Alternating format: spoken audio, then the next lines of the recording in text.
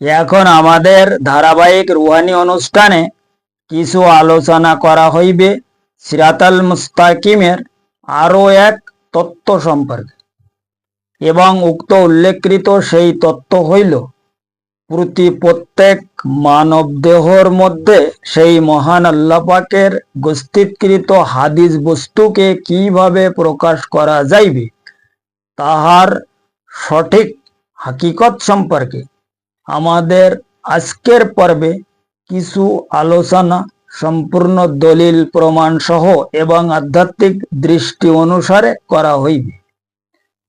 কারণ উক্ত মহা কঠিন সেই রুহানি বিষয়কে যদি সঠিকভাবে উপলব্ধি করা যায়, তবে বর্তমান জামানার প্রত্যেক মানব গোষ্ঠীর দেহকৃত হাদিস বস্তু কিভাবে প্রকাশ করিবে তাহার হাকিকত সহ এবং সিরাতাল মুস্তাকিমের হাকিকত সম্পর্কে আরো বহু এলেম অর্জন করার জন্য সঠিক রুহানি হিসাব অনুযায়ী এবং বাতিনি তালিম অনুসারে অবশ্যই সক্ষম হইতে পারিবে ইনশাল্লাহ তাআলা। কারণ একজন ব্যক্তি কমেন্ট বক্সে লিখিয়াছে মানব দেহর হাদিস বস্তুকে কিভাবে প্রকাশ করা যাইবে, উক্ত বিষয় আমাকে কিছু ফরমাইবেন।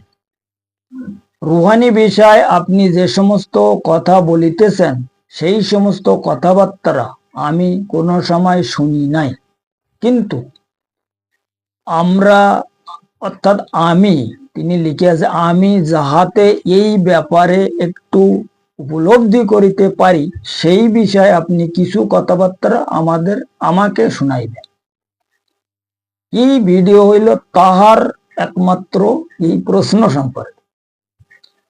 কারণ উক্ত হাদিস বস্তুকে মানব দেহ হইতে প্রকাশ করার বিষয় সেই মহান আল্লাহ পাক দুনিয়ার প্রত্যেক মানব গোষ্ঠীগণকে তিনি ইরশাদ ফরমায়া, ইয়া আইয়ুহাল্লাযীনা আমানুত্তাকুল্লাহা ওয়াবতাগু ইলাইহিল ওয়াসিলাতা ওয়াজাহিদুল ফি সাবিলিল্লাহি লাআল্লাকুম তুফলিহুন। অর্থাৎ সূরা মাইদার 35 নম্বর আয়াতে সেই মহান আল্লাহ পাক ইরশাদ ফরমায়া, হে বিশ্বাসীগণ, তোমরা আমাকে ভয় করো, কারণ তোমাদের একদিন আমার নিকট অবশ্যই আসিতে হইবে এবং আমি তোমাদের কাছ থেকে একদম জাররা জাররা হিসাব নেব। এবং ওই কৈফিয়ত দেওয়ার জন্য তোমাদের যে ভয়, উক্ত ভয়কে জয় করার জন্য তোমরা আমার নৈকট্যপ্রাপ্ত বান্দার ওসিলা গ্রহণ করিয়া আমার রাস্তায় জিহাদ করো। অর্থাৎ তাহার রুহানি রাস্তায় জিহাদ করার জন্য তিনি নির্দেশ ফরমায়। এখানে বলা হয়েছে ওয়া জিহাদুল, এই যে ফি সাবিলিল্লাহি, এই যে আয়াতের মধ্যে যে ওয়া জিহাদুল ফি সাবিলিল্লাহ ইত্যাদি ভাষা তিনি ইরশাদ ফরমায়, এই সব ভাষার একমাত্র এই অর্থ। এই আয়াতের মধ্যে যে ওয়াবতাগু, এই যে তাগু শব্দকে তিনি ইরশাদ ফরমায়, তার উক্ত পবিত্র শব্দের মানে হইল এই তাগু জিন। কারণ মানব দেহের মধ্যে এই যে শয়তান জিন যারা, তাদেরকে তাগু জিন বলা হয়, এই জিন প্রবেশ করিয়া এই রুহানি রাস্তায় যারা চলিতে চায় তাদেরকে সবসময় জন্য বিভ্রান্ত করিতে চায়। এই বিভ্রান্তর কারণে মানব গোষ্ঠী এই রাস্তায় কামিয়াবি হতে পারে। এবং এই হাদিস বস্তু সম্পর্কে সেই মহান নবী পাকও এক হাদিসে তাহার সেই মহাসীম জবান মুবারকে তিনি ইরশাদে ইগরামিন ফরমায়া, কলবে মুমিন আরশুল্লাহ, কলবে মুমিন বাইতুর রব। অর্থাৎ তিনি ফরমায়া, মুমিন বান্দার কলব হইল সেই মহান আল্লাহ পাকের হাকিকি আরশ, এবং উক্ত কলবে সেই মহান আল্লাহ পাকের কামেলজাত ওলি কিংবা তাহার সঠিক মুর্শিদও বসবাস করেন। কাজেই যখন নিজ সিনাকৃত দিল কিংবা কলবের মধ্যে সেই মহান আল্লাহ পাকের কামেলজাত ওলি কিংবা তাহার সঠিক মুর্শিদ সহ তাহাকে চেনা যাইবে, তখন উক্ত হাদিস বস্তুকে নিজ দেহ হইতে প্রকাশ করা যাইবে ইনশাআল্লাহ তাআলা। নচেত আর অন্য কোন মত অনুযায়ী নিজ দেহকৃত হাদিস বস্তুকে প্রকাশ করা কোনো মতে সম্ভব নহে। তাই ব্যক্তি যত বড় এলেমধারী কিংবা যত প্রকার বিদ্যার মহাপণ্ডিত হোক না কেন এবং যত প্রকার ইবাদত বন্দিগিরি করুক না কেন, কোন সময়ের জন্য তাহার নিজ দেহর মধ্যে যে সমস্ত বাতিনি রুহুকে আল্লাহ রাব্বুল আলামিন ইজ্জতের হাকিকি এলেম হিসাবে, বাতিনি এলেম হিসাবে তিনি প্রদান ফরমায়া আমাদের দেহর মধ্যে, এই এলেম কোনো ব্যক্তি খুঁজে বাহির করিতে সক্ষম নয়। কারণ এই আমাদের দেহর মধ্যে যে গিয়ের আল্লাহ রয়েছে, এই গিয়ের আল্লাহর কারণে মানব গোষ্ঠী কোনো মতে তাহার নিজ হাকিকত সম্পর্কে উপলব্ধি করিতে সক্ষম নয়।